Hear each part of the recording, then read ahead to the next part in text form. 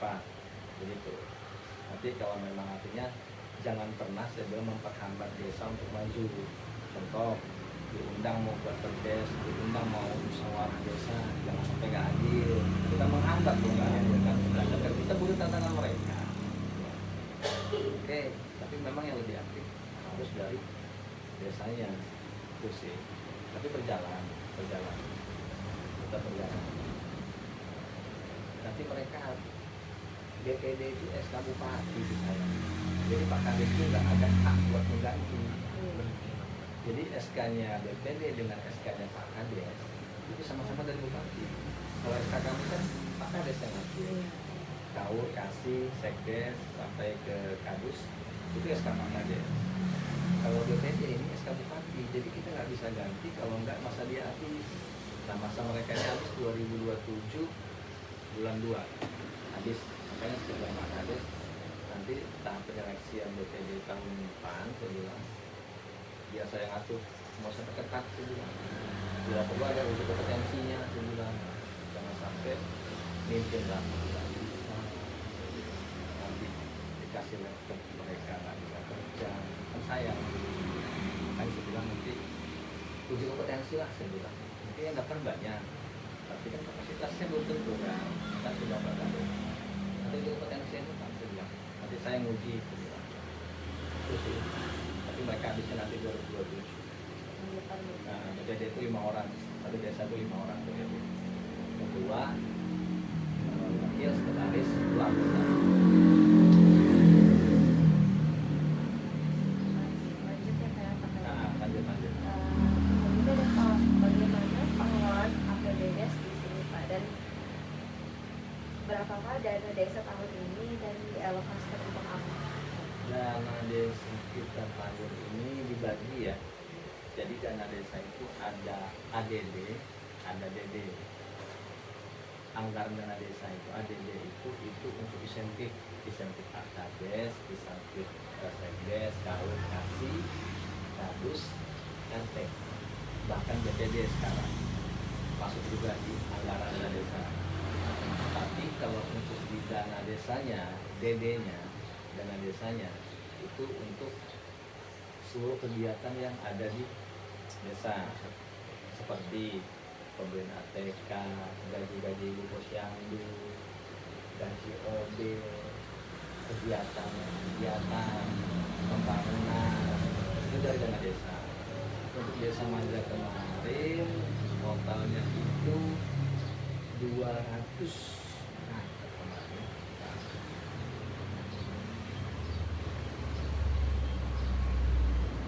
dana desa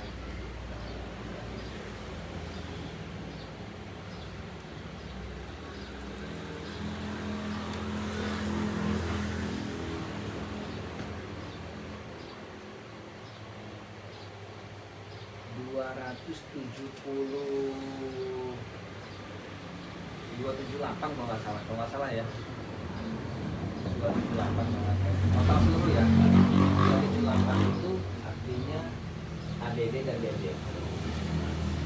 Kalau dulu masih zaman Pak Jokowi sudah 1,1 M. Coba bayangin dari 1,1 miliar cuma jadi 200 semenjak dipegang Pak Purbaya. Gitu. Pak Prabowo menang, ganti kan Bu siapa? Menteri Keuangan, Bu Sri Mulyani, diganti Pak Purbaya dengan motonya efisiensi, pangkas semua. Dari 1,1 miliar cuma bisa 200 juta. Itu nggak cukup diatur. Jadi banyak kegiatan yang hilang. Yang nggak bisa kita hilangkan insentifnya, gaji nggak bisa kita hilangkan tetap, tapi mengalami penurunan, nggak sama kayak dulu. Turun, ada turun, tunjangan turun semua. Ya kita maklum uangnya 200, kita pecah-pecah semua kegiatan, gitu. Ya pasti ada bidang itu pemerintahan, bidang pembangunan, pembinaan masyarakat itu kayak ada keagamaan, lembaga masyarakat, ya pemuda olahraga itu ada anggarannya. Bidang pemberdayaan masyarakat itu pertanian, peningkatan kapasitas, biasanya ada pelatihan 800 sama bidang penanggulangan. Itulah yang diatur. Uang cuman sedikit itu diatur secukup-cukupnya gitu. Bayangkan dulu enak 1,1 M. Jadi kita mau bangun butuh jalan cor nih ya, kita bisa realisasikan langsung panjang gitu. Sekarang kita mau jalan cor udah nggak sanggup dengan dana sendiri. Ya udah dipotong dengan insentif gaji, dipotong sama kegiatan lain. Bahkan mungkin juga sih ya, Pak Purbaya mikirnya begini. Dari zamannya Pak Jokowi pertama kali menjabat langsung keluar dengan desa 1 miliar itu kan. Mungkin bagi dia 5 tahun itu udah cukup. Artinya buat pembangunan desa itu dengan dana segitu mungkin udah cukup lah, mungkin pikir Pak Purbaya ini udah cukup lah ngebangun desanya udah bagus. Jadi sekarang efisiensi, larinya ke MBG, larinya ke koperasi desa Merah Putih. Ya begitu sekarang. Ya udah kita malu mau gitu ya. Sekarang kan yang lagi benar-benar digaungkan kan ke desa itu MBG dengan KDMP, Koperasi Desa Merah Putih. Itu yang harus berjalan dari pusat wajib. Berarti 208 itu dibagi nominasi. Iya. Dibagi 2 ya Pak? Iya, dibagi 2, dibagi ADD dan DD. So. Dan bagaimana sih Pak pertanggungjawaban dan penyusunan APBDes itu? Dan pertanggungjawabannya itu yang melaksanakan tugas itu bendahara. Ya, jadi bendahara itu wajib menyusun anggaran. Jadi di akhir tahun itu dia udah nyusun anggaran buat tahun 2000. Nanti seperti Desember nanti ya, dia udah nyusun anggaran itu 2027. Nah, nanti pelaporannya biasanya sekarang dulu 4 kali termin. Zamannya Pak Jokowi 4 kali, zaman Pak Prabowo cuma 2 kali. Jadi per semester nanti bulan 6 bikin pelaporan pertanggungjawaban dana yang sudah terpakai dari Januari sampai bulan Juli. Kalau pelaporan ini selesai, baru dana tahap 2 keluar. Kan bagi 2 dananya. Jadi uang 200 itu nggak langsung keluar sekaligus ya, dibagi 2 tahap. Kalau desa itu belum selesai bikin pelaporan dana yang terpakai dari Januari sampai Juli, yang uang tahap 2 nggak keluar. Dinas PMD nggak mau mencairkan. Laporan kamu mana? Pertanggungjawabannya kalau dia kan, masa mau saya kucurkan lagi? Ya kan semester pertama mana? Jadi semester pertama itu kalau udah selesai, baru siap-siap kucurkan yang tahap 2. Biasanya kalau bendahara itu memang cakap, dari jauh-jauh hari dia udah persiapan buat laporan bendahara itu. Jadi begitu Juli jatuh tempo tanggalnya pelaporan, dia tinggal nyusun supaya nanti Agustus dana nggak telat masuk. Karena kalau dana telat kegiatan telat. Iya, tambah. Alhamdulillah manja kemarin untuk persiapan pelaporan kayaknya pencarian tahap 2 ini di bulan Agustus kita dapat gerbong pertama. Ada beberapa desa gerbong pertama karena ya perkaranya cakap, cepat kerjanya. Kan by sistem ya, nggak dibikin sendiri, nggak semua dari isi beliau. Kalau saya pengontrolnya, pengawas. Sudah belum laporan dibuat? Sudah Pak, tinggal kumpulkan nota-notanya lagi. Jangan sampai Agustus dan tahap 2 nggak cair, saya bilang.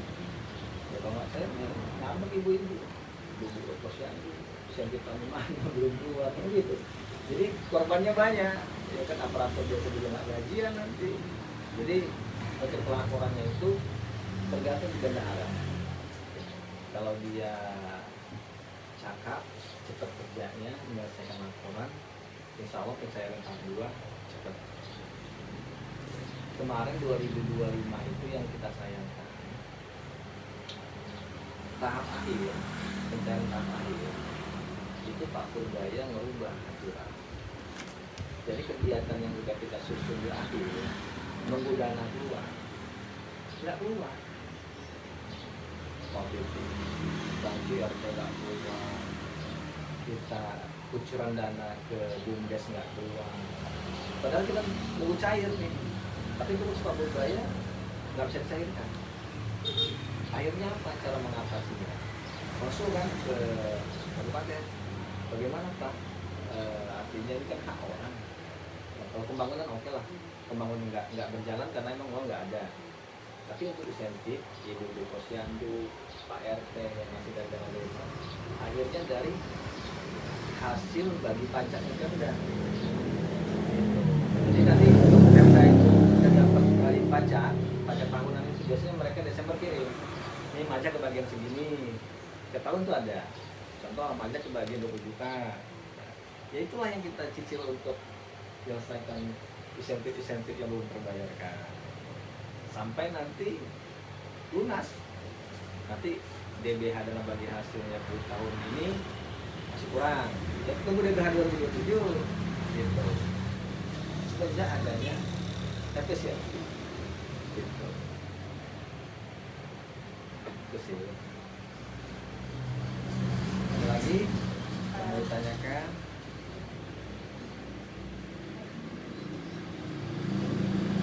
Tantangan terbesar. Ya, tantangan terbesar. Jadi kades itu nggak mudah. Jadi kades itu nggak mudah. Tantangan terbesar itu balik lagi ke masyarakat. Kalau pemerintah daerahnya itu enak. Terbesar tantangan itu di masyarakat. Bagaimana kita memberikan perhatian ke masyarakat. Masyarakat kan banyak maunya. Ya kan, bisa juga masyarakat. Pak, ini apa? Borong-borong saya ini udah nggak layak. Ada lagi yang di RT sana, Pak, jalan kami ini udah pecah-pecah, ya kan? Di semua masyarakat ada RT sana, Pak, ini ada semua kan kemauan masyarakat. Nah itulah tantangan kepala desa. Bagaimana cara artinya menghadapi masyarakat, menyampaikan artinya mengatasi, menanggulangi. Apakah harus bergilir? Karena budget kita kan kecil. Kalau budgetnya gede pasti cuma usul-usul mereka ya sudah. Kamu butuh apa? Jalan cor Pak, laksanakan. Ya uangnya ada. Dengan dana yang sudah kecil ini, ya itulah tantangan menghadapi masyarakat. Apalagi masalah bantuan. Terus yang itu, kan mungkin ada dengar ya, bantuan gas, bantuan minyak kan marah-marah datang. Tetangga saya dapat, saya nggak dapat. Padahal kan yang menentukan bukan dari desa. Kadang-kadang masyarakat ini kurang pengetahuan. Kan sebetulnya data itu dari BPS, ya kan? BPS itu kan mereka punya tim, punya mitra kerja biasanya. Karena mitra kerjanya itu kan yang mensensus, ya kan? Mereka support ke BPS, BPS input, ketahuan, berarti desa aja butuh sekian. Tapi kan masyarakat nggak tahu, pokoknya kantor desa aja. Ya itulah tantangan tadi. Kalau apa tuh? Ini beras kayaknya kalian enggak senang dibagi. Hari Sabtu besok datang beras bantu. Ya, kadang-kadang bagian kasih cash lah ya, kemudian perusahaan rakyat ini ada kayak di luar itu. Sebenarnya kan hati yang mana bahwa nggak apa-apa atau nggak benar lah, ya itu udah terbukti. Kadang dia nggak tahu proses seperti apa. Ya itulah tantangannya. Ya kita harus sabar-sabar namanya masyarakat kan. Ada yang udah kita jelasin. Kenapa sih nggak dapat bantuan lagi? Begitu kita bisa kan sekarang udah canggih zamannya Prabowo. Yang akunnya ada kena apa? Slot. Itu kan udah kedetek. Contoh kepala keluarga, ya kan? Saya, istri, anak. Kepala keluarganya pernah top-up, main slot kan kedetek. Akhirnya dianggap dia itu mampu, dicoret sama pemerintah. Nah mungkin kemana? Ke desa. Mereka nggak mau tahu. Ya tantangan itu besar. Setelah kita bilang, ibu-ibu yang apa? Coba tanya bapak ya ibu. Saya print terindikasi judi online. Tanya dulu ke bapaknya. Nggak mungkin bapaknya ngedepong ngomong begini kan? Iya. Ibunya bilang, nah, saya bilang jangan marah-marah, tanya dulu ke bapak. Jadi bapak cara menghadapi tantangan itu gimana? Ya pasti satu sabar. Kadang-kadang kan masyarakat SDM-nya kurang sabar. Kalau kita ikuti dengan amarah, ribut pasti. Makanya kalau saya ibu-ibu kalau udah lagi kerja berisik di depan, kenapa sih? Sini, duduk,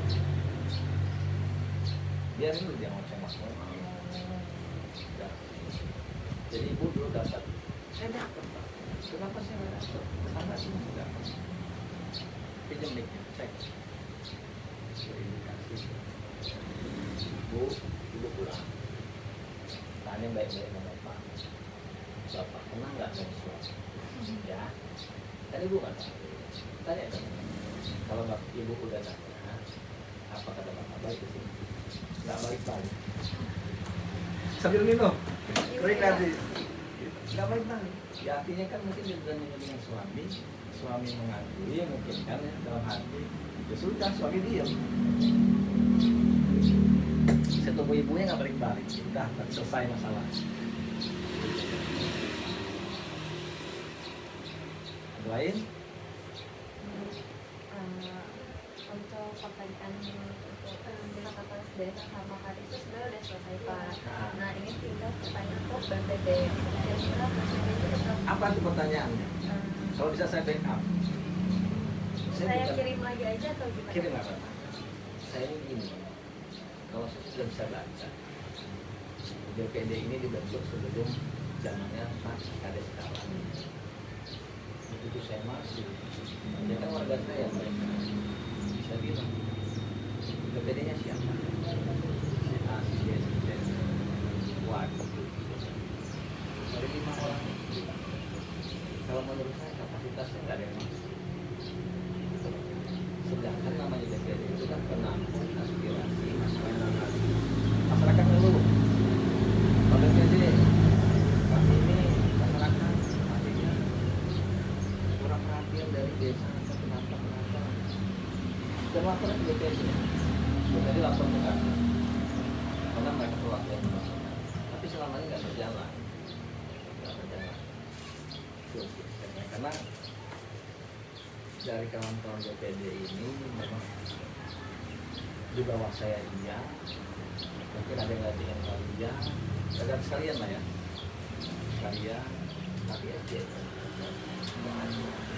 Oh saya bilang, tapi saya SK-nya SK dari bupati, tapi menurut saya nggak layak. Pernah saya seperti itu, saya panggil ketuanya sekarang habis masuk ngomongnya kurang jelas. Pak, ini kita di awal tahun ada musdes musyawarah desa tentang rencana kegiatan tahun 2026. Apa aja yang kita bahas, apa aja yang kita bikin. Jadi saya bilang yang mengundang itu DPD, kami sebagai desa ini diundang oleh DPD. Kegiatan terserah di balai desa nggak apa-apa, kan siapkan tempat, fasilitas kami siapkan. Tapi yang punya hajat itu DPD. Kami ini diundang, masyarakat diundang. Mepet hari H, undangan aja nggak dilihat. Wah, saya panggil lah. Undangan belum dibuat Pak. Dia udah kesini. Pak saya biasa itu. Ini undangan, walaupun kopnya DPD. Kan, udah selesai bagi sudah sebar. Begitu hari acara bisa biarkan karena kan hajat mereka, nggak ada yang nyusun acara. Pak, ayo depan saya bilang ini kan hajat DPD, sambilkan apa yang harus disampaikan, kumpul warga ini intinya apa, mengundang kami dari apa kegiatan apa intinya. Nggak ada yang bisa. Saya tackle lagi, saya ambil intervensi, saya ngarahi. Itu kan SDM-nya yang tahun dulu mereka memilih DPD-nya apa ya? Yang bisa diatur mereka kayak. Kalau saya malah kepengen punya DPD itu yang aktif, yang cerdas, yang protes. Contoh kita desa, contoh bikin anggaran kalau bisa DPD itu apa protes anggaran buat kalau bisa kurangin, saya nggak mau tanda tangan kalau nggak kurangin. Kan hak, mereka punya hak.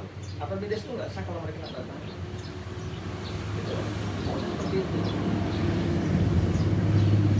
Kalau saya pengen BPD itu yang apa ya, yang kreatif jalannya, antusias gitu. Kalau segini dia pemborosannya nih, bisa dialihkan yang lain, kan gitu harusnya. Selama itu semua kan mungkin pemerintahan yang apa, ayam penting bedanya ACC. Kalau kita ingin angka 5 apa aja, ke ayam penting ACC, kan gitu kan. Kalau mau saya bilang apa saja, 2027 biar saya yang jalan situ. Bilang terus saya mau punya BPD itu yang apa ya, yang lantang. Memang kalau kebijakan dasar salah, ya desa marahin gitu. Itu mau saya. Karena kan DPD itu perwakilan desa, DPR ya, DPR kan gitu. Kalau nggak setuju mau bupati ya nggak mau dia, kan gitu, harusnya gitu. Terus, apa pertanyaannya dari kiri?